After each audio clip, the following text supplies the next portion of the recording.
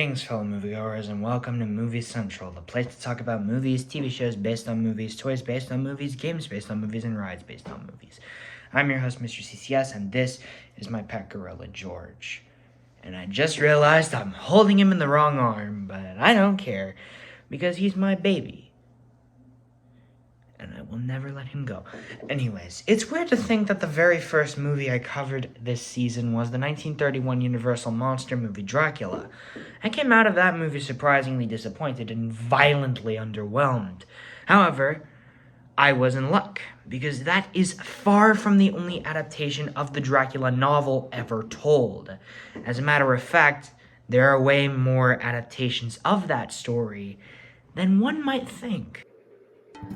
As I said in my review for the original 1931 movie, #shameless plug, the first adaptation of the Dracula novel was 1922's Nosferatu. The 1931 movie was the first adaptation in name as the original novel, and was far more iconic than the original 1922 movie.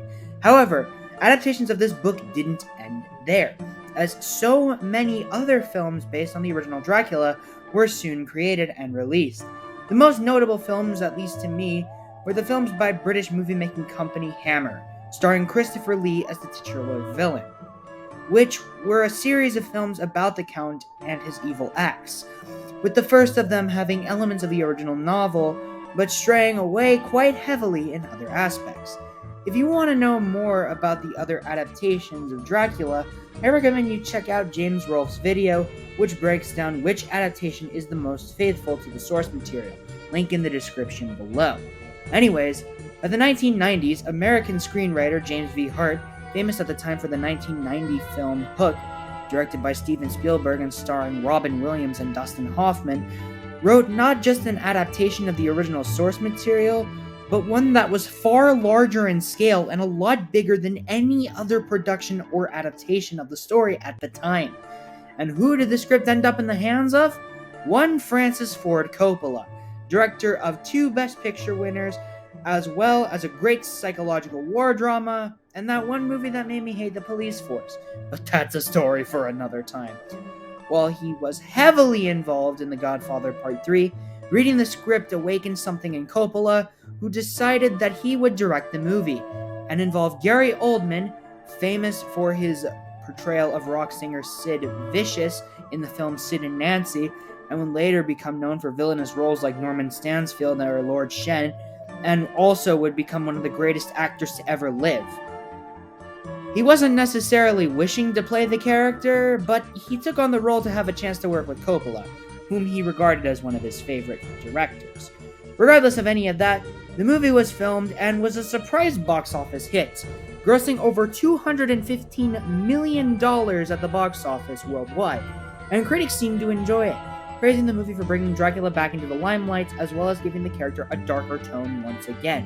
However, over 30 years later, does this movie still hold up to this day? Well, there's no point in waiting too much longer to cover this film, so why not do it now? This is the 1992 Francis Ford Coppola horror drama, Bram Stoker's Dracula.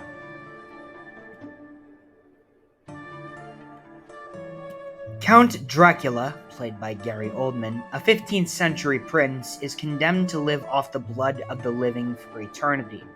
Young solicitor Jonathan Harker, played by Keanu Reeves, is sent to Dracula's castle to finalize a land deal, but when the Count sees a photo of Harker's fiancée Mina, played by Winona Ryder, the spitting image of his dead wife, he imprisons him and sets off for London to track her down. With the help of a European doctor, played by Anthony Hopkins, as well as a medical expert, played by Richard E. Grant, Texan, played by Billy Campbell, and wealthy aristocrat, played by Cary Elwes, Dracula must be stopped before he claims his new bride and the night. I can confidently say that this film is much better than the original Universal film. The story is not as violently cut down, it has a longer runtime, scarier tone, better pacing, a great cast, and a very fun adventure that I can see myself revisiting. Fitting that this movie came from the director of movies like The Godfather and Apocalypse Now. I felt Coppola's darker, more bombastic take on the story was a better way to approach an adaptation of the novel. No, it's not fully accurate to the source material, but it is far more vast and a lot bigger in scale to the point where it can not only stand out as an adaptation of the book, as well as its own thing that can never be forgotten, no matter how hard anyone tries. However, what else works in regards to this large movie? Well, let's find out. Alright, let's talk about this large cast. Is there even a point in saying how big all of these actors are? We have Keanu Reeves, famous for Bill and Ted at the time, Winona Ryder, famous for her work with Tim Burton then, Cary Elwes, fresh off of The Princess Bride, Anthony Hopkins, fresh off of The Silence of the Lambs, and Gary Oldman, of course, who was becoming a larger star. There was no way this movie could have failed with this cast. Anyways, let's talk about how well the characters are handled. Let's start with my least favorite from both the novel and the story as a whole, Lucy Westenra. I have never been a huge fan of the horror trope of the horny character. Lucy was one of the first characters that started that trope, which is why we're stuck with it. She misleads three individuals about whom I will have words for later, only agreeing to be with one of them. The worst part about the whole thing is that they're all friends, which makes it super weird. Now, her death is what drives the characters to want to slaughter Dracula, but at the same time, she kinda deserved it for being this... I don't know the word for it, but I think you get my point. Now, Lisa's characteristics in the film are accurate to the source material, and I think Sadie Frost plays that off very well. But, like I said, I'm not a fan of that character archetype, so I can't really say much else in regards to Lucy's actions. However, I won't take points from my final score, because they got her character down pretty decently, and she's not in the movie a whole lot. Also, her death is actually on screen this time around, and that's a plus in my book. Now, let's talk about Dr. Seward, Arthur Homewood, and Quincy Morris. I thought they were all great. They're all played by great actors, and they all have distinct personalities. Dr. Seward is an intelligent and kind individual, Arthur's a gentleman and a well-mannered aristocrat, fitting because Cary Elwes is always charming whenever I see him on screen, and Morris is a brave, noble, and loyal friend, who risks his own safety for the sake of others. These were all the traits they had in the original novel, and it was great to see these three and their chemistry unfold on screen. Especially because these three were not in the 1931 film. Well, Dr. Seward was, but he was far from his original characteristics. Now, as far as Dr. Van Helsing goes, I think Sir Anthony Hopkins did a great job bringing the intelligent but very blunt doctor to the silver screen. Most of his humor made me laugh, and I always took him seriously whenever the movie needed me to. While I'm more used to Hopkins as an evil sociopath, it was cool to see him here as this mild-mannered and intelligent human being that is perfect contrast to Gary Oldman's Dracula. Now we move on to the two romantic leads, Keanu Reeves and Winona Ryder as Jonathan Harker and Mina Murray. Oh my lord, these two are such a massive improvement over the 1931 movie's versions of them, it's not even funny.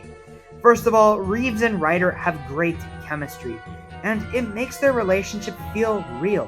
Hell, Keanu even jokes about their on-screen marriage to this very day, which is the funniest thing to me. Second of all, both of their characters have a great connection to the Count.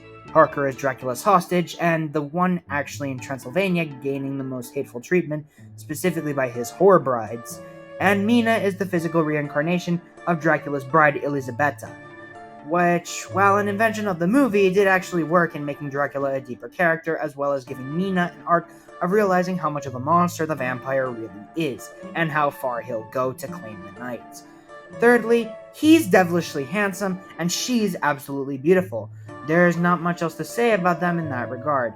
They were in this movie, and they were great, and that will never change. Finally, we have the titular villain, Count Dracula himself. First things first, Gary Oldman plays the dark side of the Count very well. This guy is a ruthless, bloodthirsty beast that you absolutely do not want to take off in any way, shape, or form. Secondly, the man has some style, wearing these luscious red and gold robes, or the suit and cane, and even his regal battle armor during the prologue. Dracula felt more like a man of style and substance in this version, which makes him a little more threatening to me than any other version has been to me at this point.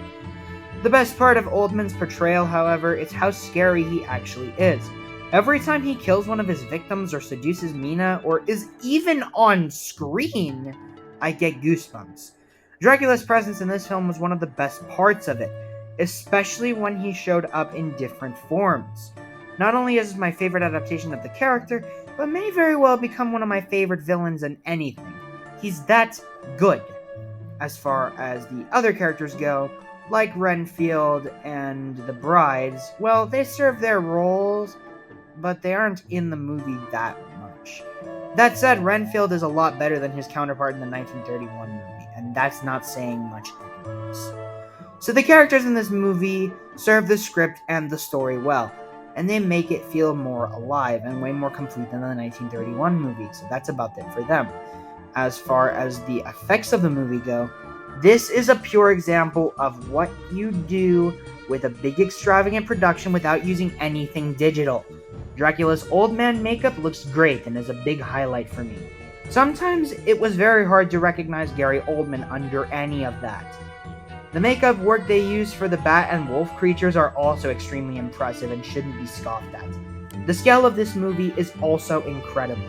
Transylvania is large, vast, and frightening, and Dracula's castle is very imposing. It's nothing to scoff at, certainly. The scenes in London also look really good, the mansion in particular being a great looking set. Overall, the movie attempted to go big or go home, and that worked in its favor, which was a great aspect that cannot be ignored. As far as the music goes, Wojciech Kilar, I'm sorry if I butchered that, a Polish composer, hey, we have one thing in common, we both got Polish blood in us, was the composer. The score adds to the great atmosphere of the movie, with a ton of different instruments as well as a choir to give off the feeling of dread, fear, and sometimes sadness. It's a great score to accompany the movie, and that's all it needed to do. This is a score that makes Dracula come off as an imposing threat, and that's one of the biggest upsides to it.